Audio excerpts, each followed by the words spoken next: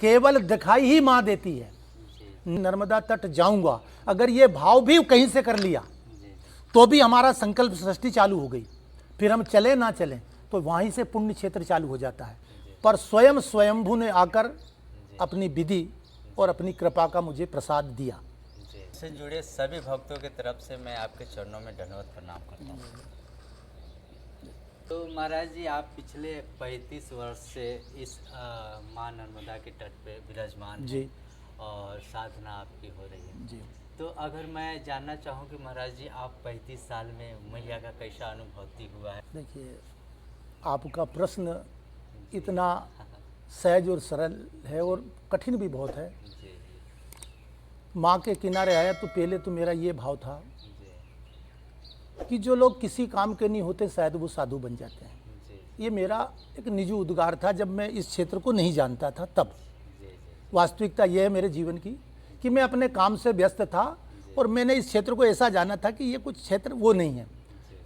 पर जब समस्याओं ने मुझे पकड़ा, परिस्थितियों में जब मैं घिरा, तो मैं सबसे हार करके जब मुझे चेताने के लिए कोई आत्मा गई जिनका नाम गुरु गजानन गिरी महाराज है, वो स्वयं चल कर गए, तो मैं तो ये जानता हूँ कि मेरा भाग्य ही मुझे पकड़ने गया।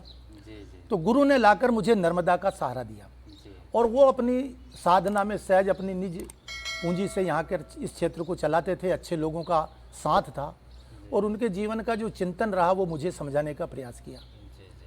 एक दिन मुझे कहा गया कि आप अपने जीवन को अगर जानना चाहते हो, परिस्थितियों से लड़ा नहीं जाता, कृपा को चाहिए। तो माँ स्वयं ने अपनी कृपा का प्रसाद दिया। आप माने न माने, पर स्वयं स्वयंभू ने आकर अपनी विधि और अपनी कृपा का मुझे प्रसाद दिया। वो प्रसाद ही मेरे भाव में परिवर्तित हो गया। उस दर्शन को मैंने जीवन में दृश्य देख करके हृदय में रख लिया और उसी दृश्य का प्रभाव है जो आज जिस शंभू को आप दर्शन कर रहे हो वो नर्मदा जी से आया हुआ है। ये मैंने अपनी उस दृष्टि से देखा जब मैं भाव जगत में था और ये शंभू जब आकर बैठे तो ये प्रभाव जगत में बैठे। अब मैं यहाँ इनका प्रभाव देख रहा हूँ। मैं माँ को उस भाव में नहीं देखना चाहता जो दिखे और मिट जाए, क्योंकि माँ वह नहीं है जो दिखने के बाद मिट जाए।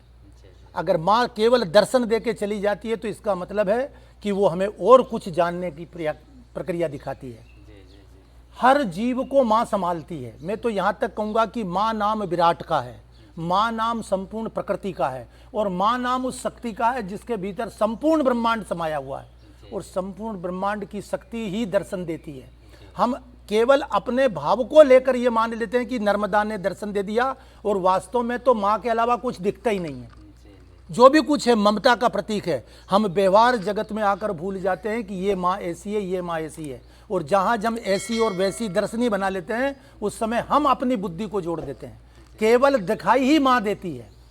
निरंतर सिया राम मैं सब जग जानी, करऊं प्रणाम जोर जुग पानी। तो सिया राम क्या है? राम सत्य है और उस सत्य का ही दर्शन माँ है। तो सीता शांति की प्रतीक है, सीता भक्ति की प्रतीक है। इसी प्रकार हमारी जो माँ है वो अनेक दर्शन देती है। और जीवन में अगर कहो तो माँ ने स्वयं ने आकर मेरे हाथ में कुछ दिया। अब ये मैं कैसे बयान करूं कि उसने क्या दिया। और ये जो भी बोल रहा हूं मैं पढ़ा लिखा नहीं हूं, जो भी सुना रहा हूं बस इसे माँ की ही प्रसाद मान लेना। ज़्यादा मेरी बुद्धि का क्षेत्र नहीं है, शब्दों का विषय मेरे पास नहीं है, पर कृपा का मैं सिद्धांत कह सकता, कृपा का प्रसाद दे सकता हूँ और कृपा के लिए माँ का हमेशा कृतज्ञ रहूँगा। और जो भी कुछ मिला, आप जैसे संत, जैसे सप्तऋषि के रूप में आप पधारे, ऐसे यहाँ संत आते रहते हैं और मुझे जगा करके अपने जीवन का बोध कराते रहते हैं। तो मैं माँ को हमेशा एक वो शक्ति मानता हूँ जिसको देखना नहीं, मैं भूलता ही नहीं हूँ, तो देखने का प्रश्न ही नहीं है। मैं हमेशा नितांत माँ की शरण में हूँ और मैं चाहता हूँ कि हर परिक्रमावासी केवल जैसे संकल्प लिया था, मैंने बोला था नहीं अभी कि वो जो जल दिया गया इसके पीछे क्या है? सुमरन सिद्धांत है। ऐसा सिद्धांत करिए और वो जो जल की शीशी है उसके तरफ देखिए, तो वो धीरे धीरे वो जल आप ही हो जाएंगे। वो दर्शन निरंतर आप उसमें समा जाएंगे। जगत में कुछ दिखता नहीं है, हमारा ही संकल्प, हमारी ही साधना, हमारा ही भजन हमें दिखाई देता है। और वह इसलिए दिखाई देता कि आप विश्वास करते चलिए, आगे और रास्ता है, आगे और है। तो जैसे मार्गदर्शक करती माँ, हम आवाज़ देते हैं, कोई बोलता है, ये भी सुना, कोई नहीं दिखेगा। बियाबन जंगल में जब सूल पानी की झाड़ी जाता है, सूल पानी का अर्थ होता है, सूल वह है जो कर्मों का बंधन काटता है। इसलिए उस वन का नाम है सूल। पानी माने ग्रहण करना। जीवन में जीव को जो सूल लगा हुआ है, जो पानी जो कर्म बन चुका है, उसको काटने की स्थिति का नाम है सूल पानी। और जब सूल पानी में जाते हैं तो जीव भटकता है। जैसे यहाँ जगत में आकर भटका है, तो कोई माया में भटका है, कोई ज्ञान में भटका है, कोई किसी में भटका है, कोई किसी में भटका है, पर कहीं न कहीं भटका है। पर भटक गया, इसके बाद भी किसी सिद्धांत में अटक जाता है। और अटक जिस दिन जाता है उसी दिन से उसका कार्य प्रारंभ हो जाता है, वो भक्ति का मार्ग पकड़ लेता है। तो जैसे गाड़ी में बैठने के बाद गाड़ी चली जाती है, पर गाड़ी वहीं जाती है जो ड्राइवर जहाँ पहुँचना चाहता है। गाड़ी को पता नहीं है, पर गाड़ी वहाँ पहुँच जाती है।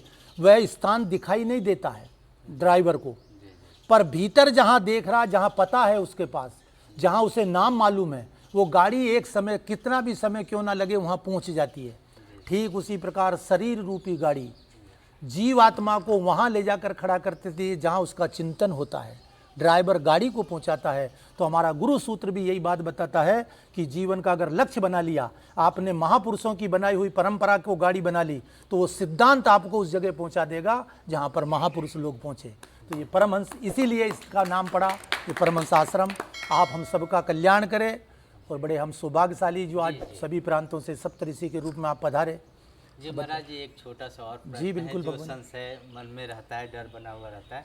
जैसे हम परिक्रमा मार्ग में चलते हैं महाराज जी, और कोई समस्यावश हमें आधे परिक्रमा से घर जाना पड़ जाए जी, या छोड़ना पड़ जाए, तो क्या हमें पाप लगेगा या फिर कोई और तरीका भी है? बहुत बढ़िया, जी बड़ा सुंदर प्रश्न है जी कि परिक्रमा करने से हम मतलब कि पहुंच जाएं, घर पहुंच जाएं। जी एक होती है जी, कोई ऐसी समस्या समस्या जो संसार को लेकर होती है। जी जी तो संसार की समस्या उतनी जटिल नहीं है जी जितनी जटिल मेरे विचारों की समस्या है। मैं विचारों से बंधा हूँ। पाप पुण्य तो केवल दो परिधि है जो हमें जोड़कर रखती है। पाप बता करके डराया गया और पुण्य बता करके मार्ग पर लाया गया। तो पाप और पुण्य दो ऐसे पुंज हैं जो जीव को स्वच्छ करने का भाव देते हैं। तो पाप नहीं है इसमें, ना पाप है ना पुण्य है, केवल हमारा भाग्य और सौभाग्य है। भाग्य यह है कि हम संकल्प में आए, अगर पूरा हो जाता तो हम सौभाग्यशाली हैं। अब इस क्षेत्र में चल रहे हैं, नहीं पहुंच पाए तो हमारा अहोभाग्य नहीं बन सकता। बाकी सौभाग्य तो है कि हमारा संकल्प हो गया। परिक्रमा कहीं बंद नहीं होती है, चाहे शरीर छूट जाए। संसार में जाना तो दूर बात है, हमारे ऋषियों ने तो कहा है कि अगर संकल्प आपका हो गया तो चाहे जिस शरीर से बैठे हुए शरीर भी छूट गया तो पुनर्जन्म होकर के वहीं से आप प्राप्त कर लोगे, वहीं से चालू हो जाओगे। आपका संकल्प चालू है, सृष्टि चालू है, कितनी योनि में चले जाओ, परमात्मा जल्दी से जल्दी इस जीव को उसके तट पर ला करके उसे मुक्त कर देता है। तो अध्यात्म जहाँ से शुरू हो जाता है, संकल्प करिए मैं नर्मदा का परिक्रमा करूँगा, मैं नर्मदा तट जाऊँगा। अगर ये भाव भी कहीं से कर लिया तो भी हमारा संकल्प सृष्टि चालू हो गई। फिर हम चले ना चलें तो वहीं से पुण्य क्षेत्र चालू हो जाता है। और जब पुण्य क्षेत्र चालू हो जाता है तो नर्मदा माँ, नर्मदा अलग बात हो गई, नर्मदा तो एक शब्द है हमारे शरीर का परिचय देने का, पर माँ की कृपा चालू हो जाती है। और सबसे पहले जीव को समझने के लिए माँ ही गुरु के रूप में आई है। और मनुष्य देहधारी को विशेष रूप से माँ का ही सम्मान करना है। माँ जैसा जगत में कोई गुरु नहीं है, क्योंकि जो बनाने वाला होता है वह माँ होती है। तो गुरु भी बनाता है, एक विचार को मोड़कर गुरु जब बनाता है तो गुरु भवसागर पार करता है। माँ जब जन्म देती है तो सागर में देती है, ये सागर है, संसार सागर है। इसमें माँ चलना सिखाती है, जीना सिखाती है, तैरना सिखाती है। तो संसार की माँ सिखाती है। और परमात्मा जब गुरु रूपी माँ मिल जाती है तो संसार है क्या उसका विशेष पता गुरु रूप माँ बता देती है। तो गुरु भी माँ है, गुरु शक्ति भी माँ है, परमात्मा का भी स्वरूप माँ है। जो कुछ दिखाई दे रहा है जंगम आदि में वह केवल परमात्मा है, क्योंकि परमहंस वृत्ति के बाद केवल परमात्मा का ही स्वरूप दिखाई देता है। केवल हरि के रूप में जो हरण होता है, बस इसी को हमें थोड़ी दिन के लिए साधना है। ये जो नाना प्रकार के दृश्य हैं, जैसे बीज अपने स्वभाव को बदलकर वृक्ष बन जाता है, ठीक इसी प्रकार जो क्रियाएं होती है संस्कार के बाद, उस क्रियाओं में जो परिवर्तन हुआ संस्कार का, बस वही परिवर्तन हमें पकड़े रहता है। उसी परिवर्तन को हम अनेक कथा कह देते हैं, उसी परिवर्तन को हम नाम रूप दे देते हैं, उसी परिवर्तन को हम प्राप्ति कर देते हैं। ये जरूर हो सकता है कि वह जो बीज आने वाला उसी परिवर्तन से आगा, पर वह वृक्ष में नहीं है, वो उसके फल में है, उसके परिणाम में है। जो जस करे तस फल चाखा, है नी, कर्म प्रधान विश्व कर राखा। तो हमें कैसा कर्म करना चाहिए? तो शरीर का कर्म है, सत्कर्म करें, अच्छी जगह बैठें, महापुरुषों के पास बैठें। और जीवन में समझ कहाँ बैठी है? मैं एक रूप से अपने को जानता हूँ, मैं क्या कर रहा हूँ इसे जानने वाला मैं हूँ, और जो कर रहा है जिसका परिणाम आगा उसे भी जानता हूँ, मैं वह हूँ। शरीर परिवर्तनशील है, शरीर माने संसार।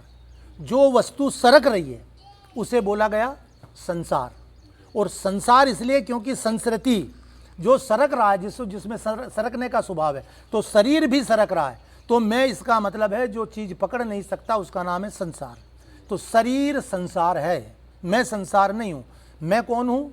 मैं वही हूँ जो गर्भ में गया, मैं वही हूँ जो गर्भ से निकल कर जाऊँगा। तो मेरे में अगर परिवर्तन होता तो अभी तक 5-10 ग्राम 20 ग्राम का मैं हो जाता, मेरे अंदर कुछ भ्रूण दिखाई देता, पर जो वास्तव में अंश है वो दिखाई नहीं देता, उसमें परिवर्तन नहीं है। तो परमात्मा जो है अपरिवर्तनशील है, प्रकृति परिवर्तनशील है, और प्रकृति माँ है। तो माँ के भाव में परिवर्तन होता रहता है। तो माँ में क्या होना चाहिए? प्रेम। प्रेम में कुछ भेद दिए हैं। प्रेम कहाँ करिए? जहाँ आप टिक सको। प्रेम कहाँ करिए? जो आपके स्वभाव में आ जाए। प्रेम किनसे करिए? जो आपके मार्गदर्शक हों। तो प्रेम का अर्थ है संसार। इस संसार को प्रेम से जानिए और परमात्मा को विश्वास से जानिए। परमात्मा केवल विषय विश्वास का है, परमात्मा क्रिया का विषय नहीं है। क्रिया का विषय है माँ के पास जाना, स्वच्छ रहना, माँ से क्रिया सीखना। माँ निर्मल करती है। तो प्रकृति में आकर स्वच्छ रहें, अच्छे विचार से रहें, ऋषि मुनियों की परंपरा में रहें, शास्त्रों का साथ करें, और ऐसे पुण्य तीर्थों पर जाते रहें, महापुरुषों से मिलते रहें, और अपने अध्यात्म को जानने का प्रयास करें। अध्यात्म माने मैं स्वयं, ईश्वर अंश जीव अविनाशी। ये जीव ईश्वर का अंश है, ईश्वर कोई चाहता है, ईश्वर के साथ रहता है। केवल भिन्नता ये हो गई कि अपने को जिस दिन से संसार मान बैठा उसी दिन से इसके साथ समस्या है, और कुछ है नहीं। महापुरुष लोग नाना प्रकार से प्रभु की कथा सुनाते हैं, और माँ की जिस दिन कृपा हो जाएगी उस दिन सारी कथा आपको समझ में आ जाएगी। कथा ना तो पुस्तक है, शब्द है। कथा क्या है? कथा, कथा माने जिस चीज को वर्णन किया, कथन का नाम कथा है। और जो कथन इसलिए किया गया कि आपके अंदर प्रेम प्रकट हो जाए।